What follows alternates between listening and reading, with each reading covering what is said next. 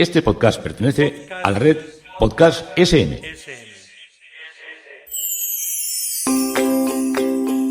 Ladrando en la nube.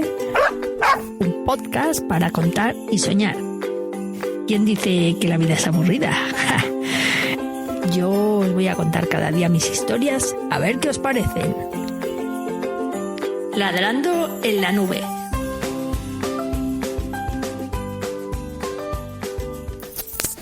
Un saludo, amigos, desde Coyure nuevamente.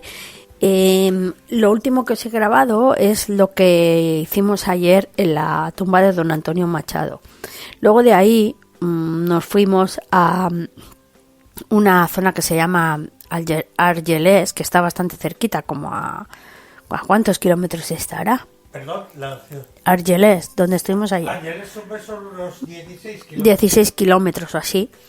Y ahí estuvimos visitando el memorial de la retirada de la Guerra Civil Española, que un poco os conté por encima y os contamos cuando estaba mi amigo José Manuel grabando el episodio conmigo, ¿no? El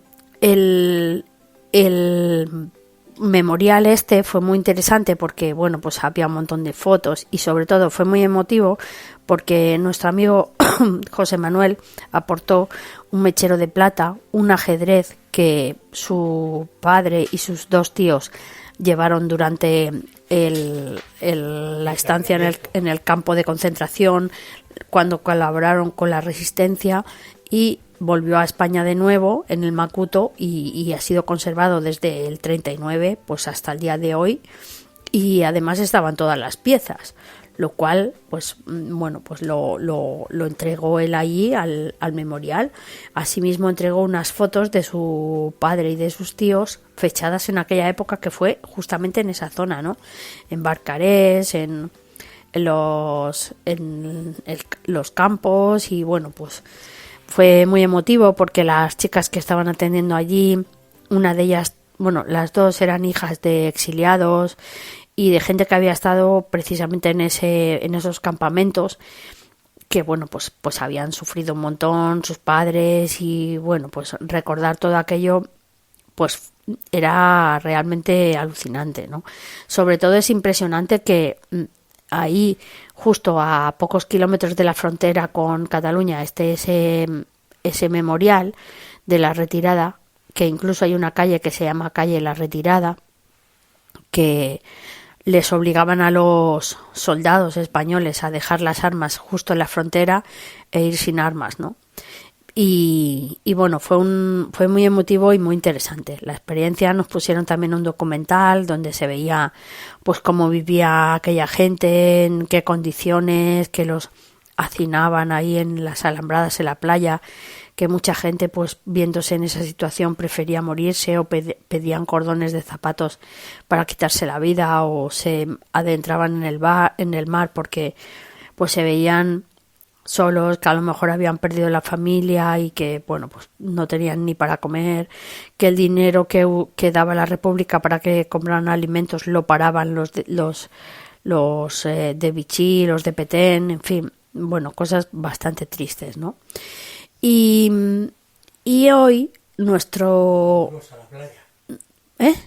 Luego fuimos a la Sí, playa. luego fuimos a la playa, es verdad, luego fuimos a la playa justamente donde estaba el campo de concentración, que hay un monumento, una especie de monolito allí donde, bueno, pues hacen homenaje a las personas que perdieron la vida en Francia, españoles, y en memoria de ellos, cosa que ese monolito ni siquiera existe, yo creo, en España, ¿no?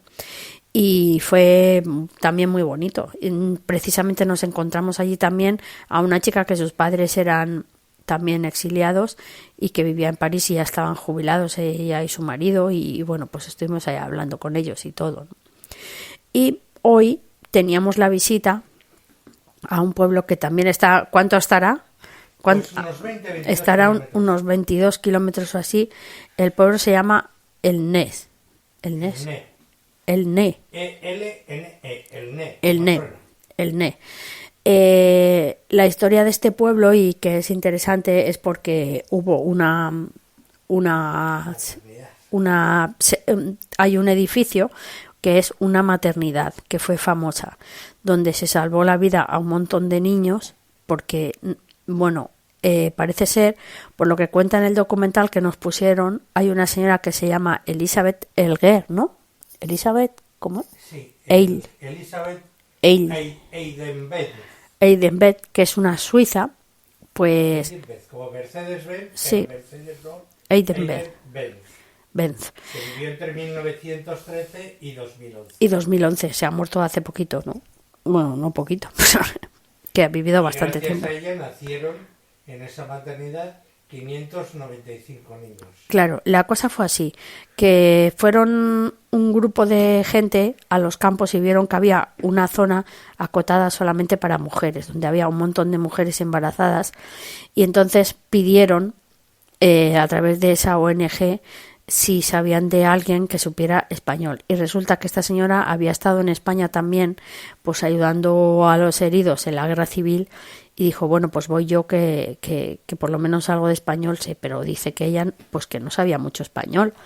Entonces, ella lo que hicieron fue que encontraron en el pueblo este de El Ne un edificio que estaba además con el tejado roto y bueno, que había goteras, y durante 3 semanas lo arreglaron, lo acondicionaron para llevar a todas las mujeres españolas que estaban embarazadas y lo prepararon todo para que todas estuvieran ahí. Entonces un montón de mujeres pudieron encontrar, bueno, es que salían ahí fotos, ¿verdad?, con niños desnutridos, con las tripas hinchadas y hechos polvo y fatal. Y entonces pues en el documental cuenta cómo fue la evolución de aquello, que lo que en principio era para salvar vidas de niños españoles con sus madres, que incluso pues las que no podían dar leche ayudaban, porque había otras señoras que sí que podían dar más leche. Habla de la generosidad de las señoras y de, bueno, sobre todo pues el problema de lo tristes y lo desmoralizadas que estaban y todo eso. Pero luego bueno, pues gracias a esto también empezaron a salvar niños judíos, porque les ponían el nombre de niños españoles para que pareciera que eran españoles, y así los nazis no podían echarlos. Al final lo cerraron en el 1944. Ya cuando los nazis tenían ocupada toda la zona francesa de Vichy, y fue el máximo de la represión en todos los sentidos, cuando ya ellos hicieron la obsesión de ganar la guerra, que era eliminar a todo lo que era la parte de su enemigo. Claro. Y luego es muy interesante el castillo, porque el castillo, la maternidad suiza, como se llama, de El Ne, que esto te lo podéis buscar, es un castillo precioso. Es precioso, con mucha luminosidad, ¿verdad? Exacto, es el castillo de Bordeaux, que es un elegante edificio que está hecho en Art Nouveau. Con unos vidrios ahí, unas vidrieras. 1902, y coronado por una cúpula cristalada para ver. La parte alta es una cosa espectacular, porque ves todo el Pirineo. Por la otra parte estás viendo el Ne, que tiene una catedral magnífica. Se puede apreciar el mar de fondo. Y todo esto metido en un bosque de pinos, ¿no? Y este castillo era, bueno, chateau. Ahí hay muchos chalets grandes que aquí en esta zona del sur de Francia, en la costa, se denomina chateau. Cuando hablamos de chateau, olvidaros del concepto de castillo de Loira rodeándole el agua de ese río, sino que son unas grandes mansiones. Y este fue encargado por el industrial político Eugène Bourdeau, que fue construido originalmente a partir de una planta de 4 ramas iguales, formando en una cruz griega. Entonces va subiendo el edificio y siempre hay, como si dijéramos, 4 salas, una abierta a cada ángulo y la escalera en medio. Y todas las salas son octogonales, tienen 8 lados, y se comunican uno con otro por un descansillo central donde va accediendo a la escalera y sube al siguiente piso. Es originalísimo, ya solo el edificio es un auténtico espectáculo. Y esta grabación pues también nos da una idea de lo que fue el extraordinario auge económico que tuvo el Rosellón, porque aquí se empezaron a hacer las grandes conserveras y salazoneras de anchoas que yo por de pronto desconocía y que hemos probado con gran placer, las anchoas y las latas de sardinas de aquí, que es una cosa Las anchoas excelente. están buenísimas. Y este castillo, pues este chateau, fue alquilado por el Socorro Suizo para ayudar a los niños víctimas de la guerra. Sí. Y fue transformado en maternidad y duró desde el 39 hasta el 44. La retirada tuvo lugar en febrero hacia marzo del año 1939. Luego vino a partir de 1940 el gobierno de Vichy, pero ya Francia en guerra con Alemania, y luego ya en 1943-44 la ocupación nazi. Y esto, como os ha dicho Salvi, pues lo organiza la enfermera y instituto suiza Eidenberg. Es interesante el documental porque le hacen una entrevista a ella y ella cuenta se pone hasta a cantar las canciones que cantaban las señoras, y muy muy bonito, ¿verdad? Francia le reconoció mucho también a esta mujer y le condenaron con la Legión de Honor en el 2007. Ya sabéis que la Legión de Honor pues la pueden tener vivo, solo la puedes tener vivo, porque cuando te mueres tu familia la tiene que devolver. Es una condecoración ad honorem personal por algo extremadamente meritorio, y fue una de las pocas mujeres y de las pocas personas que han tenido la Legión francesa. Y ya os hemos dicho, 595 niños. Se dice pronto, ¿eh? Con madres de nacionalidades y confesiones diferentes.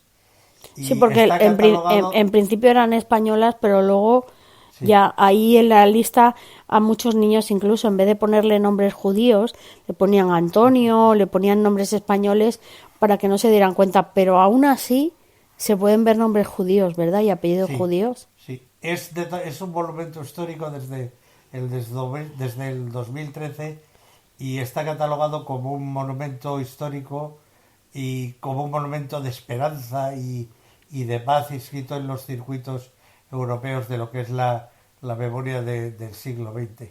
Impactante, impresionante es ver pues los cestos de los niños donde son nacían los niños, ¿no? Sí, porque son cestos de fruta realmente. Y ahí era donde parían las señoras. Y la mesa paritoria es como una tabla ahí con unas patas, pero no es nada más. Y eso sí, muy luminoso todo, con unas vidrieras muy bonitas.